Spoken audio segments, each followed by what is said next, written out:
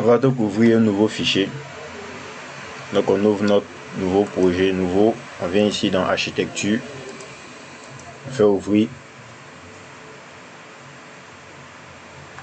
Une fois que nous sommes sur notre interface, on va commencer d'abord par vérifier notre unité de travail.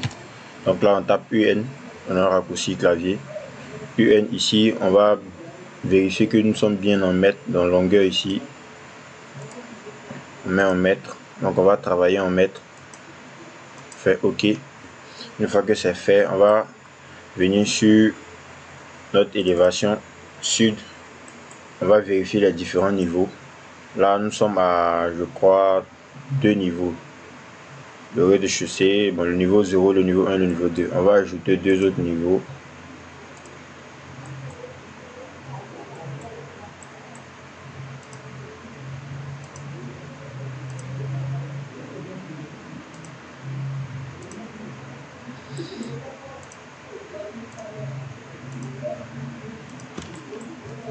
Et on va définir les étages. Là, on va 3 mètres, 6 mètres, 9 mètres et 12 mètres. Donc, les différents étages sont bien à 3 mètres d'intervalle. Voilà. Donc, on revient une fois sur notre niveau 0. On va commencer par tracer les différents plans de référence. Donc, ici, on vient faire notre premier trait. Et ce trait-là, on va le répéter également à 20 mètres de distance. Nous sommes là. Et ici également aussi à 20 mètres de distance. Une fois que c'est fait, on va faire un autre ici qui va passer d'ici à ici. Et un troisième aussi qui va passer aussi à 20 mètres de distance. Là. Et ici aussi un autre qui va passer également à 20 mètres. On va déplacer notre élévation pour qu'il soit à l'extérieur de notre bâtiment ici. Et lui aussi. Et une fois que c'est fait, on peut tirer ces deux éléments là.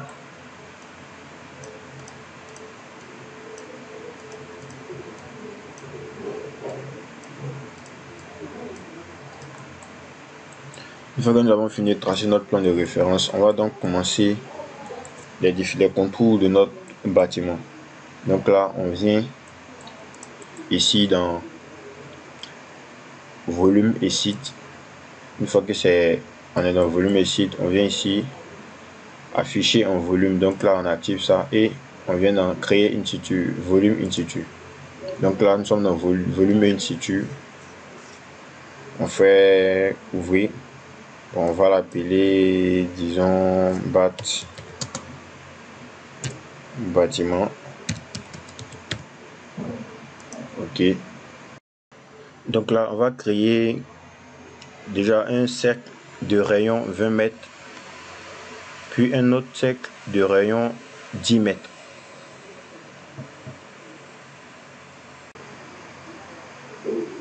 Voilà. Une fois que c'est fait, on va prendre les traits pour joindre là, ici à ici, et ici à ici. Et on vient, on coupe ici et on coupe ici. Puis on associe ces éléments là ici à ici et ici à ici, ici à ici, ici et à ici.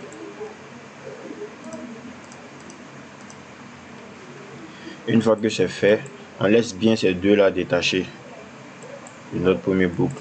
Donc là on vient en 3D, en élévation 3D, et on peut vérifier à quoi ça ressemble en 3D. Donc là on va sélectionner l'intégralité, bien sélectionner avec CTRL et copier, aligner sur le niveau sélectionné niveau 4.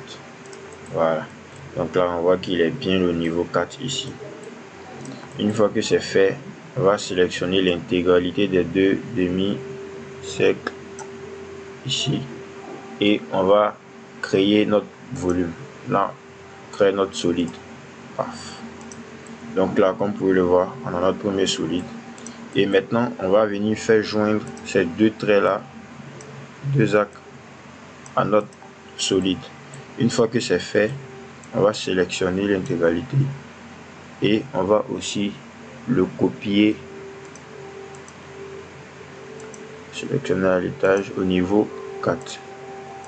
Une fois que c'est fait, on revient au niveau 0 et on modifie la forme du bas qui est ici. Là, on sélectionne 2 fois et on efface cette partie. On prend la ligne et on joint là à là et ici. Là, on revient en 3D.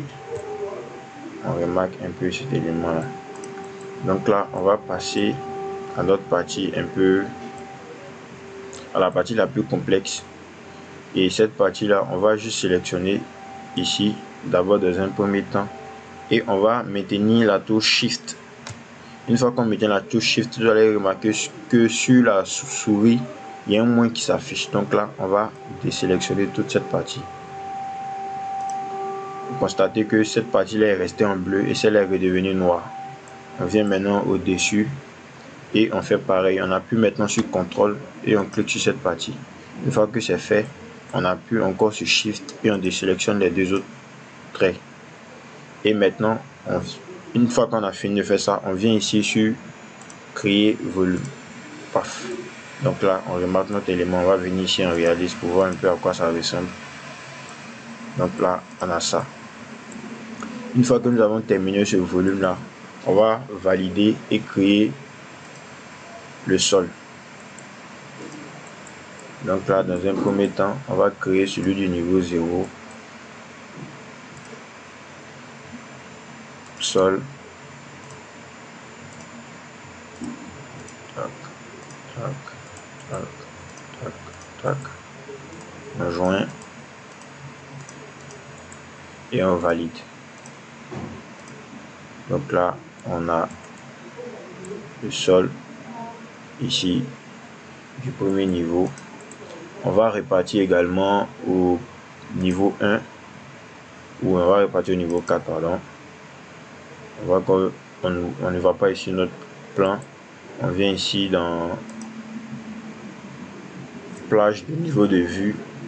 On met ici le niveau 0 et on voit ce qui se passe en bas. Donc là, on va juste faire sol, tac, tac, tac, tac, tac, tac.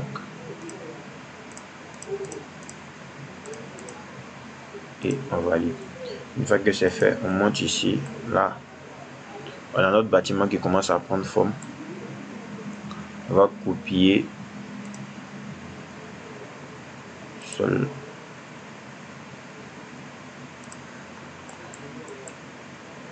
On copie cette partie là de notre dalle. On envoie ici sur les deux autres niveaux qu'on va sélectionner entièrement ensemble. Et vous allez avoir cet aperçu là. Tac. Vous voyez. Donc là, on a un bâtiment de rez-de-chaussée, un premier étage, deuxième, troisième, 3 étages. Donc là, une fois que c'est fait,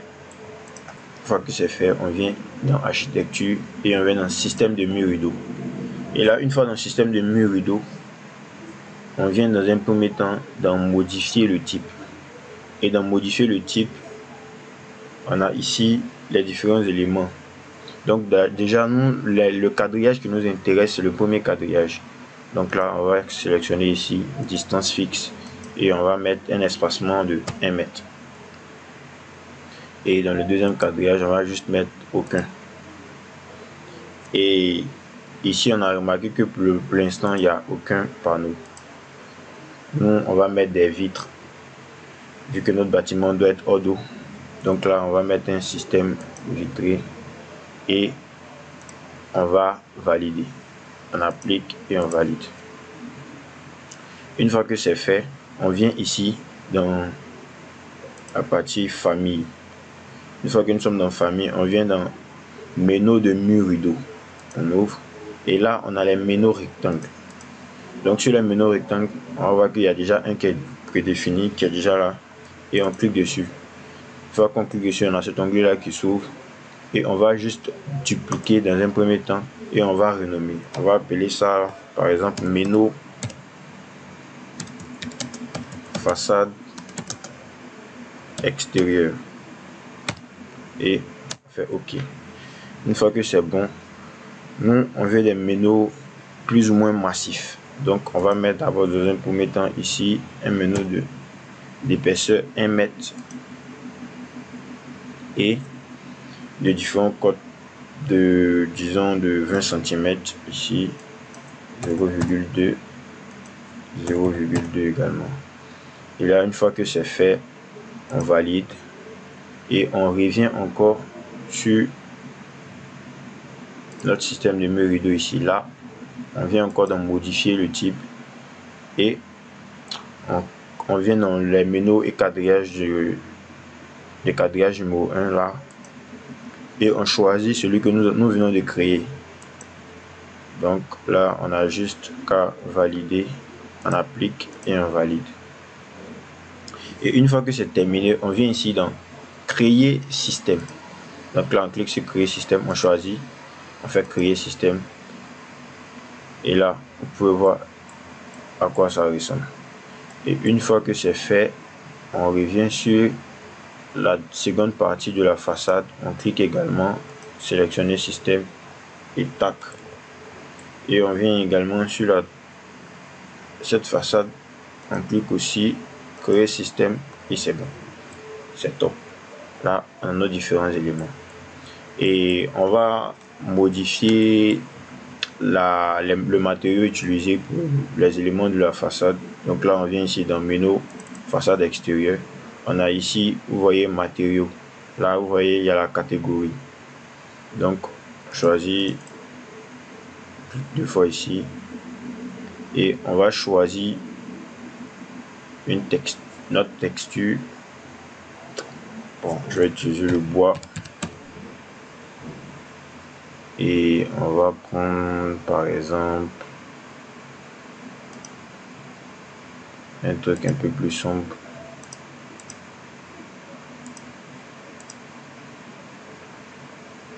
Mon porte-panneau par exemple, ce matériau là, je crois qu'il pourra faire l'affaire. Donc là on applique et on valide. Et voici d'abord un premier aperçu. Et une fois que ceci est fait, vous pouvez maintenant effacer le volume que nous avons créé au préalable pour notre façade. Une fois qu'on a effacé, on va maintenant créer les autres murs rideaux, c'est-à-dire les baies intérieures de notre bâtiment. Donc là, on va maintenant créer les autres éléments de notre façade, c'est-à-dire la façade intérieure. On vient ici au niveau 0, choisit un mur. Bon, on peut utiliser des murs de base. On change ici la ligne de justification. On va prendre extérieur et on choisit notre acte. Donc on va s'assurer qu'il est bien à l'intérieur ici et ici aussi. Une fois que c'est fait, on vient également ici et ici aussi. On vient en 3D. On remarque qu'on n'a pas défini, on n'a pas prédéfini les hauteurs de nos murs. On va juste les faire monter à, disons, 12 mètres, puisque notre bâtiment fait 12 mètres de haut. 12 mètres de haut. On va le copier ses propriétés aux autres murs. Et une fois que c'est fait, on va juste venir à ce niveau là, on va sélectionner ce mur là et on va changer sa propriété. On va lui donner un mur, on va le transformer en mur rideau et paf. Donc là vous avez ce premier élément et on va aussi changer pour les autres, détacher les éléments, détacher également.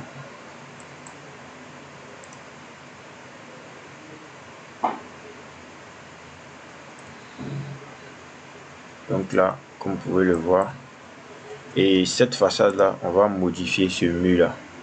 Donc pour faire ça, il faut revenir ici sur notre façade sud et on voit le mur en plan. Donc on sélectionne, on fait modifier ici le profil sélectionne cette ligne là et on fait croiser ici à ici et on valide. Supprimer les éléments. Une fois que c'est fait, on met en 3D et on voit un peu à quoi ça ressemble. Donc là vous avez votre bâtiment.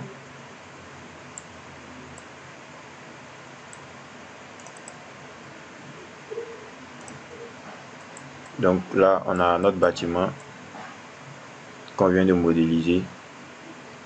On va maintenant juste ajouter quelques éléments et apporter quelques modifications. Donc sur notre bâtiment, on va créer une ouverture, c'est-à-dire que l'entrée du bâtiment ici. Donc pour ce faire, on va juste cliquer sur ce menu décoché et on va le supprimer. On fait pareillement ici, décoche, on supprime,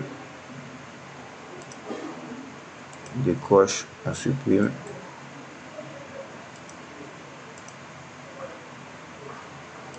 On décroche et on supprime. Une fois que c'est fait, maintenant on va supprimer maintenant les barres. Donc là on arrive ici, vous voyez ici ajouter ou supprimer les segments. Donc on supprime, on clique une fois dessus, c'est supprimé.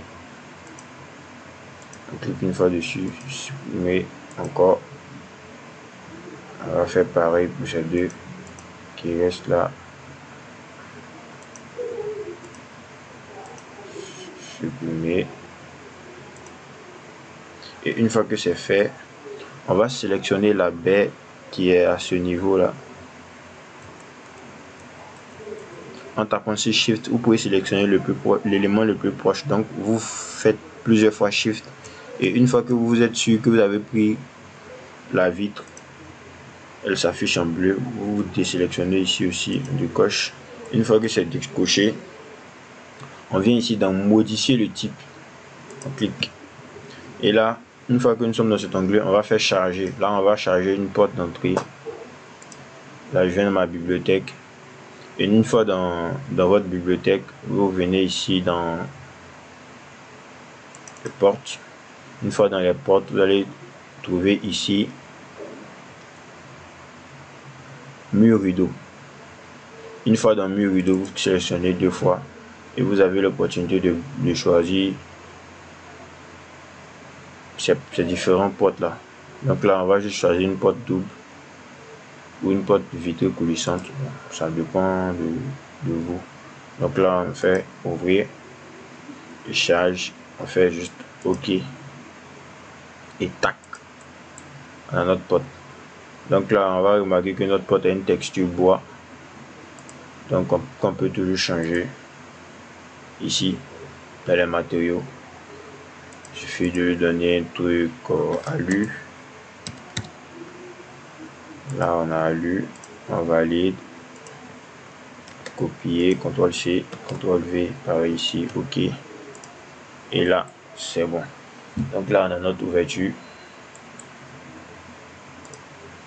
Et une fois qu'on a terminé, voici à quoi ressemble notre bâtiment. Les différents éléments de la façade, vous pouvez les modifier, vous pouvez toujours les modifier en cliquant juste, en venant juste dans la famille ici. Vous venez dans le menu que nous avons créé, le menu de façade extérieure, donc vous cliquez deux fois dessus. Si vous voulez la faire plus grande, vous tapez juste 2 mètres ou je sais pas 1,50 m par exemple. OK, vous allez voir qu'elles seront plus larges. On peut encore mettre 2 mètres par exemple.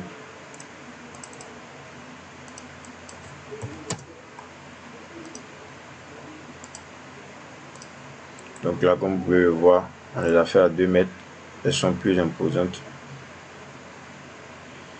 Et vous pouvez encore augmenter les espacements. Pour augmenter les espacements, il faut cliquer juste sur l'élément. Venir ici dans modifier et changer notre espacement ici. On peut prendre 2 mètres comme espacement. On valide. Voilà. Vous voyez un peu à quoi ça ressemble. Donc c'est un peu ça. On a notre bâtiment. Donc il y a différents éléments.